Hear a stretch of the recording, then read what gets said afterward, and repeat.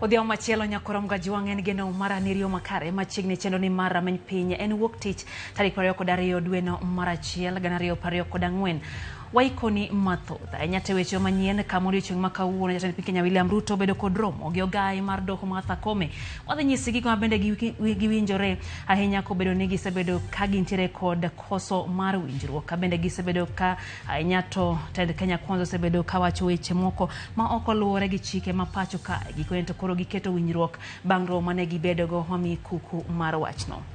Bende ka nyakorom gajuang tend kweth mar Azimio la Umoja One Kenya Alliance ntiere dho wadh chumbi wadhi nyisi gino ma bende giwacho nyatero ma gibedo godo Lamu odiochieng' ma kawuono ka bende wang'eyo ni mago mag thieth kaachiel gi mago mag tuke ka bende tuke mag AFCON pod dhi mbele e pacho kae kata pinje go mag Afrika mago bire weche manyien ka bang'e wadhi bedo gi twak mara many piny e kidieny mar ariyo kama wadhi go mbaka gi Jojo Sure ma en jalony weche go mag pur wadhi ng'iyo pur anyate gwenge mag Nyanza en ang'o kenge mage ma jopur onje bende kanya singi ma bende koro koth sebedo ka chwe to bende gwenge mag Nyanza pod ntiere kod nyalo mar golo nyak moro mopidho ganda to bende weche go mag pur nyakorom gajuang ntiere kod nyalo mar bero ngima oganda jo Nyanza wadhi go mbaka no mane twak mara many piny bang' weche manyien to mokwongo magi thuond weche.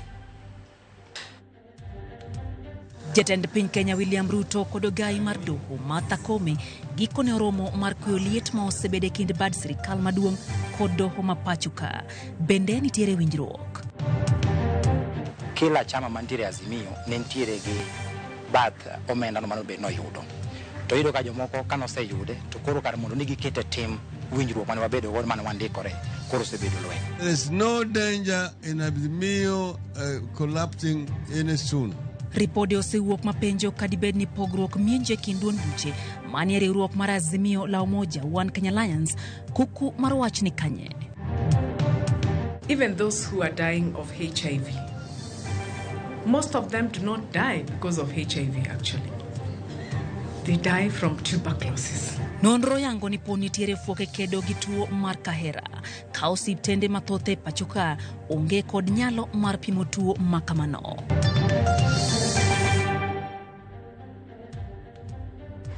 Machiegni nyakorom gajuang erokamano kuom RAMOGITV mar weche manyien e chendo ni mar many piny wantiere gi Lizo Tieno malokona weche gi odhiambo ma kawuono kaka pile rwako pache chendo mar many piny wameny kodi piny kanyakla inyalo oro ote magi namba wa en 3 ka bende wantiere live e Facebook gi YouTube duto warwake pachi tudruok magwa mag mbui duto wantiere kanyo RAMOGITV KE rwako pach nyakorom gajuang wago kodi mbaka e chendo ni mar many piny machiegni nyinga Lydia Okeyo. Bang' ywaruok ma osebede kind jatend piny Kenya William Ruto kod bad migawo mar doho e wi ng'eto ma doho osebedo kagolo e wi moko kuom chenro mag sirikal romo mar doho kod piny owacho koro nochopo kare. Romo no mano okelo kanyakla jatend piny Kenya William Ruto gai mar doho Martha Koome kod tend od bura olieko moko kuom winjruok mag moriwo koda katiyo kanyakla gi geng'o mibadhi madibedie bad migawo no kod chiwo sir mawinjore ne bad migawo no e tawo chenro mage. En romo mano bagie kar jot ma jatend piny Kenya e buore Nairobi. Romo mano timore kind jatend piny Kenya William Ruto kod ogai mar doho Martha Koome ka bende no yorie gi bede piny owacho adek kama oting'o bad sirikal maduong' kata executive, tend od bura, legislature kod doho mong'ere kaka judiciary. Romono ne en mar temo kwe weche mag ywaruok ma osebede kind sirikal maduong' kod bad migawo mar doho. Bang' ka jatend piny Kenya William Ruto yande oseo doho ni thiro chenro mag piny owacho. E romono, bede piny owacho adek go yango mibadhi kaka obadho ma osebedo kang'uko chenro mag doho e pacho ka kama thiro dongruok mathurka. Giere kedo kod mibadhi e bede migepe mag giwegi kendo neno ni gichiwo chenro mag piny owacho ne jopiny ma onge akwede mora mora. Gisingo sumo paro migepe magi kendo yudo paro ewi kaka inyalo ked kod mibadhi anyate migepe mag piny owacho kendo neno ni oganda jo Kenya oyudo chenro mag piny owacho kaka dwarore. Bura no omiyo bede piny owacho adek go ndalo 30 mar kelo paro mag gine aput ma ibiro chuogi gi ogai mar doho Martha Koome aput motisi ni National Council of the Administration of Justice NCAJ mabiro chiwo kenge mag kedo kod mibadhi e kidienje mopogore opogore. Bad sirikal maduong' kod tendo bura oyiere siro dwaro mar doho mar medo kwan mar omenda ma biro konyo tawo chenro magi kama oting'o ndike tich jong'ad bura marom 25 e doho mamalo kata High Court, ndike tich jong'ad bura par e doho mar aywagra kata Court of Appeal kod ng'iewo nyamburko manyien ma koro biro konyo e cholo chenro mag doho e yore mag wuodhe. Bad sirikal maduong' kod tend od bura bende oyiere tawo chenro magi kaluwore gi chike ma pachoka kendo omiyo ng'eto mag doho luor mowinjore. Romo makama biro bang' jatend piny Kenya William Ruto kod ogai mar doho landa yanga nigi kore goyo mbaka e weche ma osebedo kakelo fwere e kind piny owacho mar Kenya Kwanza kod doho ma pachoka. Anataka mazungumzo na nimekubali mambo ya kuzungumza. Nilisema mwenyewe tarehe 2 tunahitaji mjadala kwa mambo ya ufisadi Kenya. Lazima tupigane na ufisadi kwa vyovyote. Na hatuwezi kukubali ufisadi ihujumu maendeleo ya taifa letu la Kenya. Might have received reports because we have the various machineries and agencies that are charged with the responsibility of collecting information. And we would like to engage him so that he can give us that information. Because we all have a responsibility of solving our problems in this country. We all recognize corruption is endemic, it is a problem, it is unacceptable, it is condemned, it is actually a criminal offense. Kata kamano, romo makamano kwede gi jatend kweth mar Azimio la Umoja One Kenya Alliance la Molodinga kowacho ni romo ni yiene piny owacho donjore chenro mag doho kendo ketho demokrasia mathurka kalore jatend piny Kenya William Ruto osebedo kabuonore mluwo chike ma pachoka. If there is supposed to be a dialogue, this dialogue should be held in a neutral place. State House is the head of the executive, the seat of the executive. That's where the president will decide. If there's going to be a dialogue over issues of governance, the engagement should be held in a neutral ground. But this means that the judiciary itself is being compromised by the executive. The judiciary is being held hostage by the executive. And we've seen this before. We saw it happen under the rule of Mr. Moi.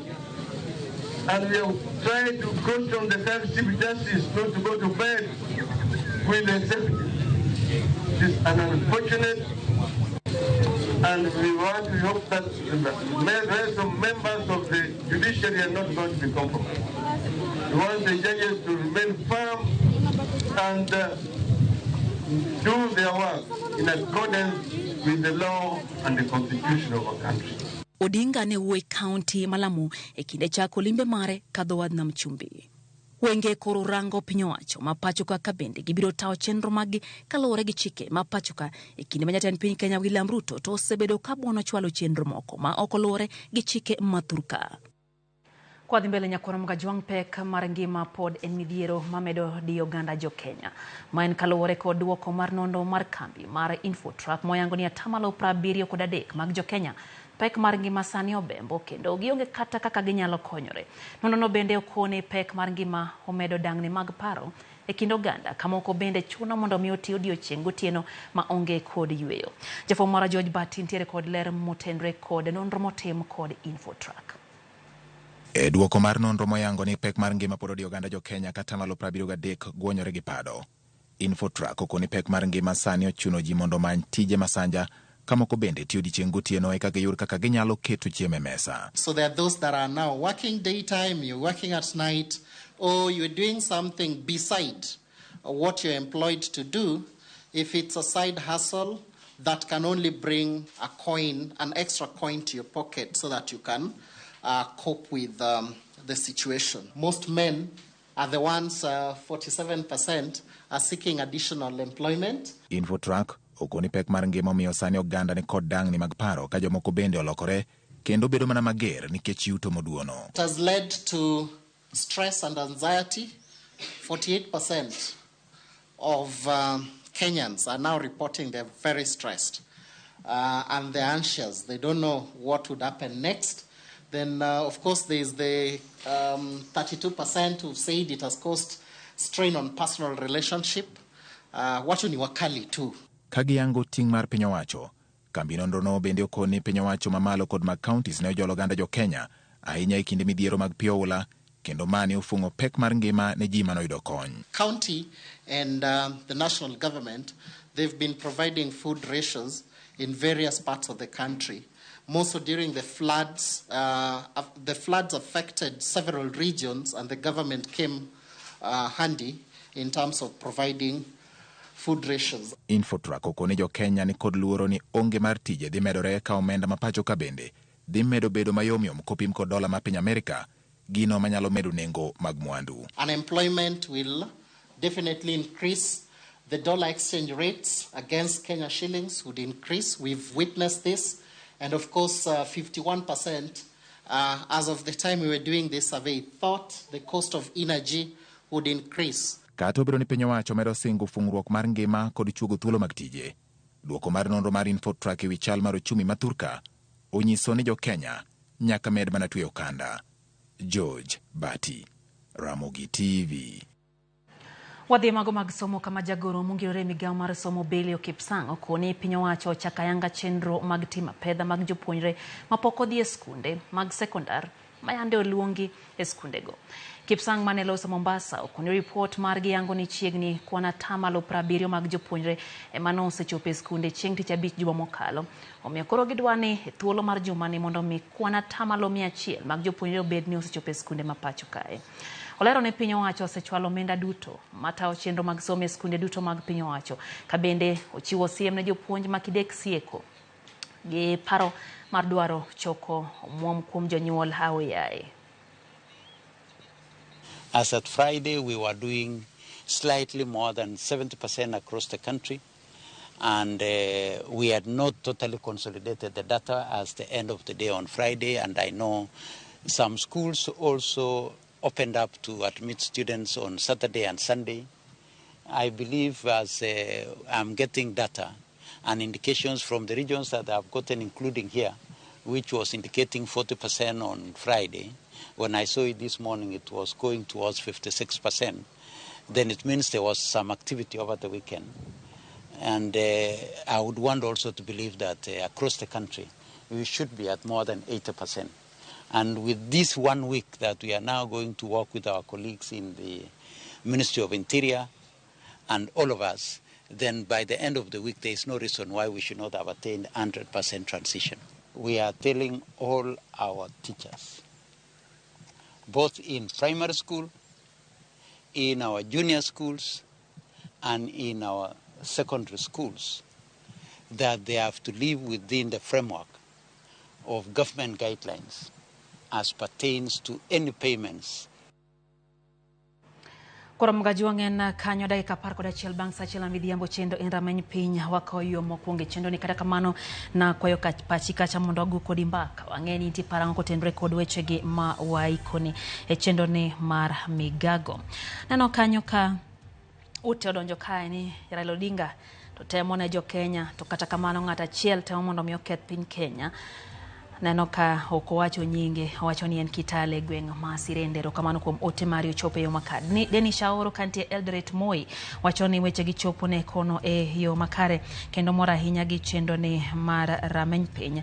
Ka neno kanyo japuonj Joseph Oyo, japuonj mar dini Jokopere Parish ma St John Evangelist Nyandiwa Parish wacho ni piny to tek to duto waweyo ne mana Nyasaye kamano mwalimu kuom ote ma kamano. Tom Ogoya Sure wacho ni otiyo mos kuom nek motimore Ubocho wacho nitie nek moro timore gwengi kono wabro neno mondo waluwa ne ndache mos ahinya kuom mano.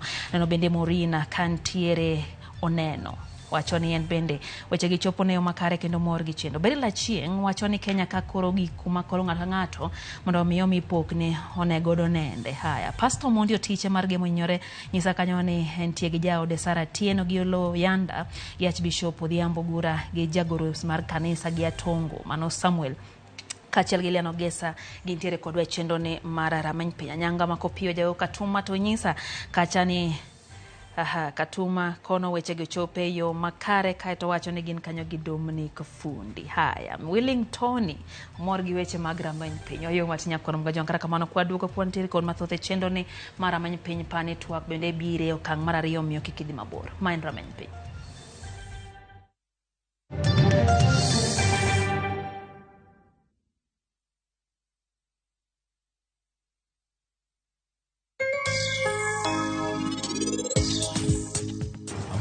Yaga Nisa uluo yo mane ng'amo fuoni wuondre wuonda kai eno wuone mutucho tiem toka ne kende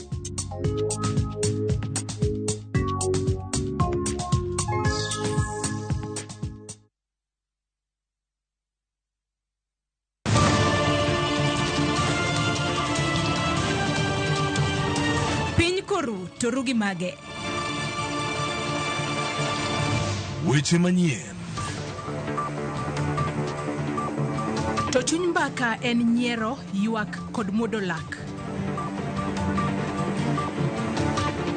Matwak kod duond jopiny.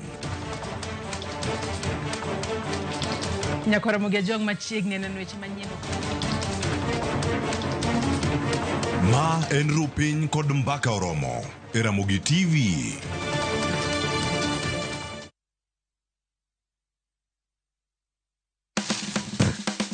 Kodwa kawayango kit chiemo mopogore opogore mawuok e pinje maoko koda mago ma iloso pachoka. En gi ring'o mang'eny to kosetuo kama ma inyalo kano ndalo mang'eny. Mamiyo lep chwadore kendo ni kod ndhadhu mopoto. Fueny maling'ling ma itiyo godo e loso chiemo ka in bende ipuonjori kaka inyalo loso mana e jikondi kanyo. Wakolo matut sigana mantie chiemo ka chiemo. Kawaromo kod jotedo mamiyo ndhadhu bedo gi ngima. Ma rech minyalo chamo kanumu. Okochuno ni tede. Ikri mar puonjori tedo chiemo moa e pinje mopogore. Othonje ka othonje. Tedo gi chiemo. Tich adek, saa 2 okinyi. Mana Ramogi TV.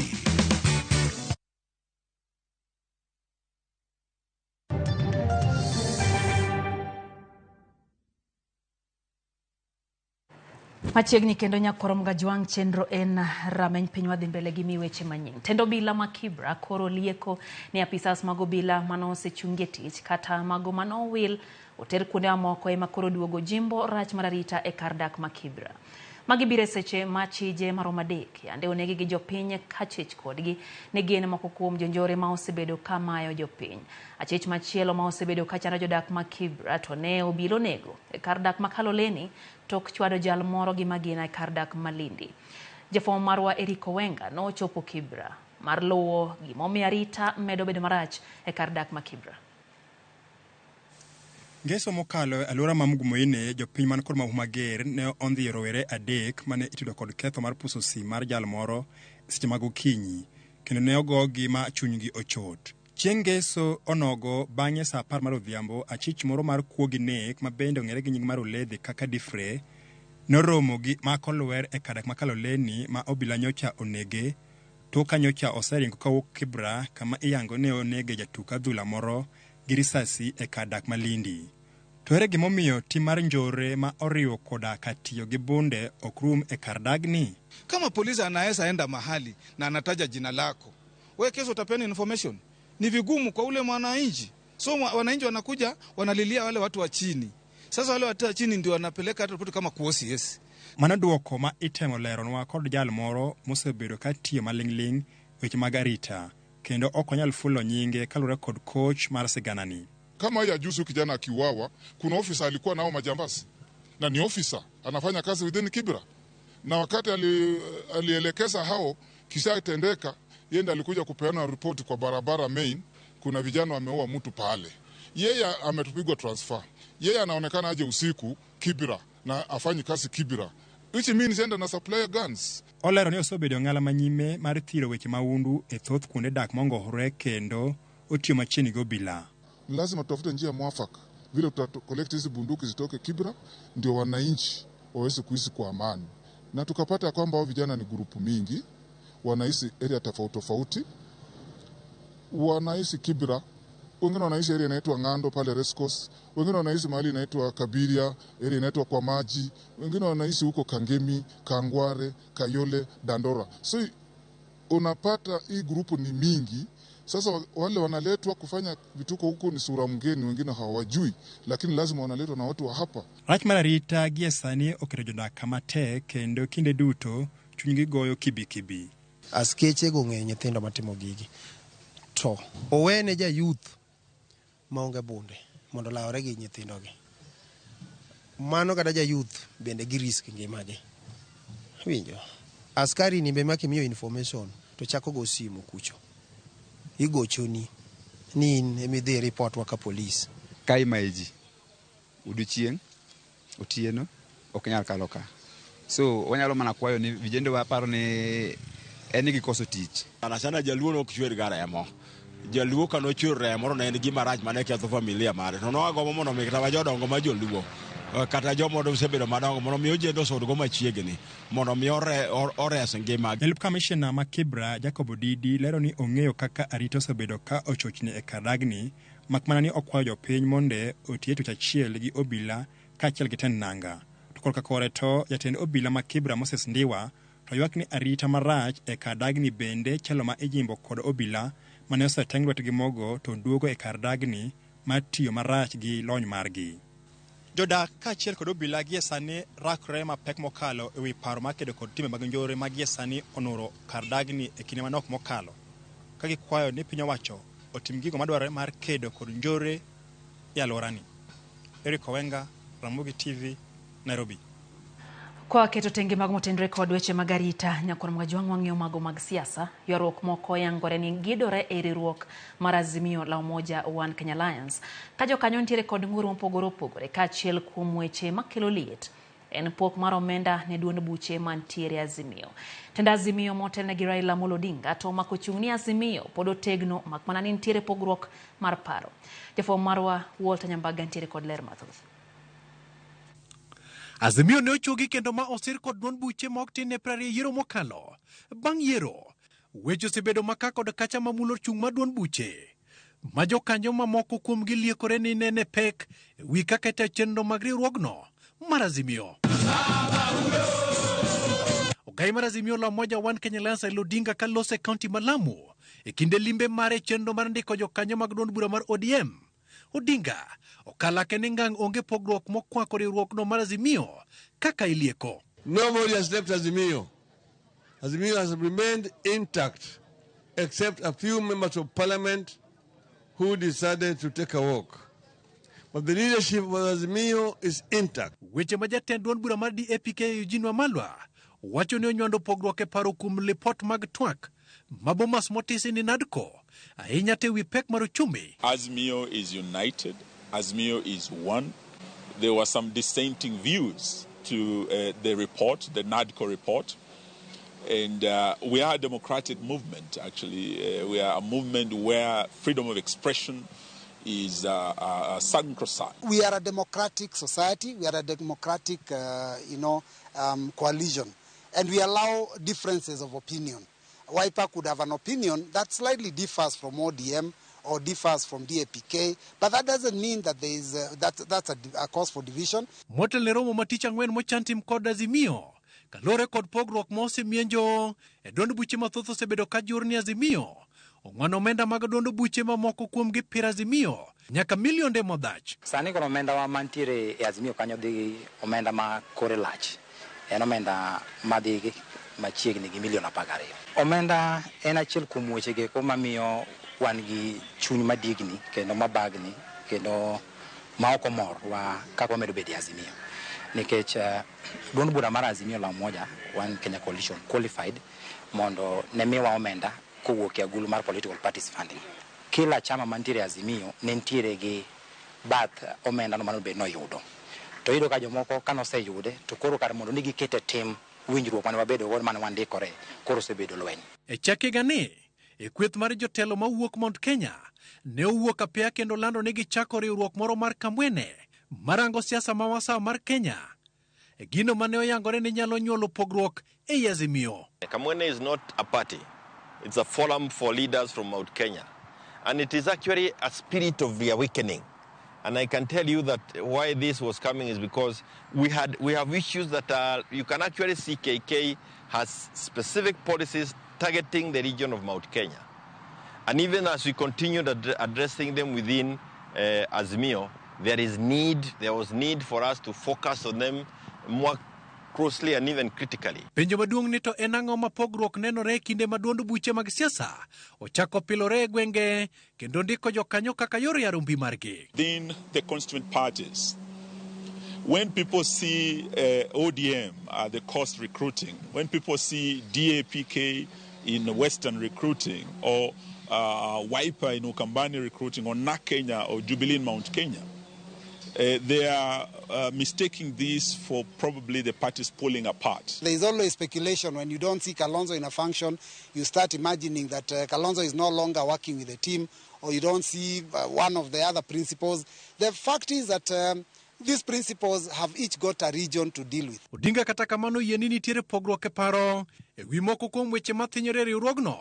Molero ne gin ratiro mag siasa. There may be sometimes disagreement of opinion on one issue or the other, but that itself does not mean in any way disintegration. In Azimio, we have a very big problem, and we are really calling upon His Excellency, the Right Honorable Dr. Raila Amolo Odinga, to actually crack the whip and put the Azimio house in order. It is high time that he has now to put aside and shed off the dead weight that has been pulling Azimio off the track. Walter Njambaga, Ramogi TV. Emano mar kuyonya korom ga jonga nyola mar jaod bura machon marongo Dalmaso Tieno chio kod late bang tho mar minode. Dalmaso Tieno ma minode nyotho Tieno mane pinyo rugodo kawuono. Mama Jane Tieno ma ong'ere gi nying mar Nyalego. Familia mare wacho ni owito ngimane bang' tuore kuom kinde machuok. Mama Jane owito ngimane ka jahigni 67 ipare kuom lony mare weche mag siasa kendo ng'ado rieko e weche mag siasa kod telo. Sigande e paw siasa irango kowuok e kar chung' od bura marongo kod rang'inya mar Kenya mangima. Jakom mar komiti matayo chenro mar ik mar David Osianyo yango ni ik mare ochan ni biro timo tarik 2 dwe manyien dalane mantiere Kangeso e sub county Marongo e county ma Migori.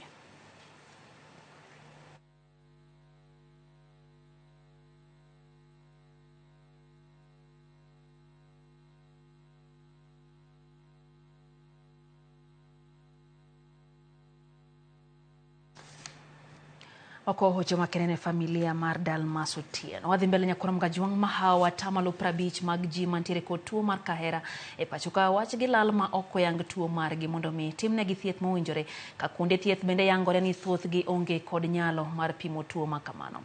Kaka jafwambo mar Judith Omondi lero no migawo mar thieth oketo mise moko mag temo kedo motegno gi tuono kachop higa mar 2028. Nyasi mar pedho lipode mabiro konyo e kedo kod tuo mar kahera e pacho kae kuom thuolo mar higni 5 mabiro oyangore ni piny Kenya osego okang' kedo kod tuo kahera yare higa mar 2016. Kata kamano pod nitie reme yango kendo luwo ji man kod kahera e gwenge ma pacho ka. Atamalo 48 gin ji ma irem yang kaka ji man kod kahera kata bed ni gidak kod tuo ni. Mai yango ni timore nikech yomiyo mar jolony e timo pim ma winjore mar yango tuo ni e dend jatuo. Ahinya to ne jotuo makinde mathoth rateke mag dendegi ok ked kod yath kaka winjore ne tuo. So many people are dying today because of misdiagnosis. You go to the hospital, it's like we have a template or we have grouped the diseases. If I go to the hospital and I have a cough, then there's a specific drug I'll be given. Lipodno bendo yango ni jopiny onge kod lony kod ng'eyo ma oromo manyalo sirogi mar chopo yudo konyruok e ute thieth mabende pod nitie rem kaluwore ni atamalo 43 kende mag ute thieth mathoth ji limo onge kod lony mar timo pim mar kahera. Even those who are dying of HIV, most of them do not die because of HIV actually. They die from tuberculosis. If it is treatable, why not? E higa mar 2022, jo Kenya 9841 ne oyangni ni kod tuo mar kahera, kwan mane omedore kipimo kod higa mar 2021. Kenya identified among the top 30 high TB and TB and HIV burden countries by the WHO had an estimated 128,000 people with TB and 17,000 deaths in 2022. Kochopo higa mar 2028, Kenya geto pimo kendo thiedho jo Kenya mahao nus milion man kod tuo kahera. E kwan ni 365,678 gin joma dongo, 52,000 gin nyithindo, 4,000 to gin ji marateke mag tuo dendgi oheo teko mar yath ma ichiwo negi kata drug resistant TB. Ka riwruoge ma ok mag piny owacho to ramo ni mondo mi lekni chop kare, nyaka ket jotelo ma ongirore bad migawo mar thieth mar kahera ma ok ji matiyo e yor kojolo kaka migawo mar thieth osebedo katimo. The heads of the TB program, who have all coincidentally been women, have been in acting positions to ensure effective implementation of our strategic plan. We, as civil societies and communities, request immediate review of the policy that allows the current TB heads to be confirmed and be given the full mandate of her position. Omenda madwarore chopo lekni kare en $93.2. Judith Omondi, Ramogi TV.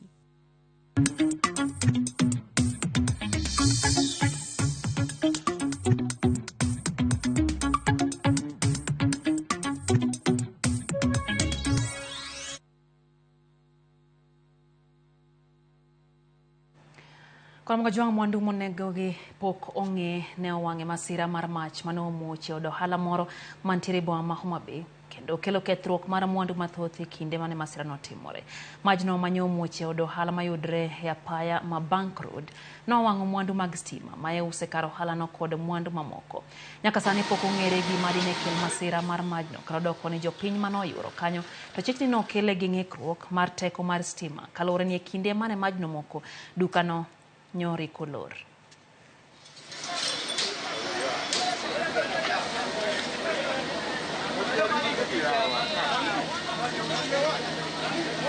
Witness kaka wach majno chakore kendo hali mano chakore okele gi chandruok mar stima mano bedo momiyo majno obedo. Seche mochakore no eko otemo wang'o mwandu ma poko yang beche gi nyaka gi sani. To ka wang'iyo rescue team ma Homa Bay County wagone gi erokamano nikech gichope wang' sa kendo gitemo konyo manyaka gi sama wawuoyi ni eki mach otho. Nyaka gi sani ne security officers ma Homa Bay botimo maber gi control jopiny e yo malong'o maonge mwandu moro amora moyaki.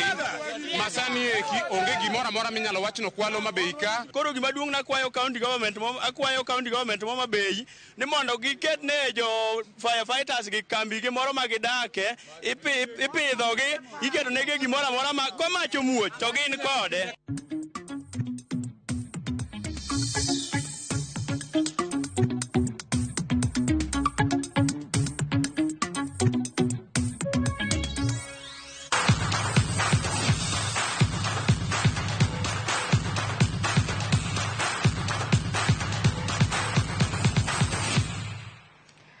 No asingo luone nyakorom ga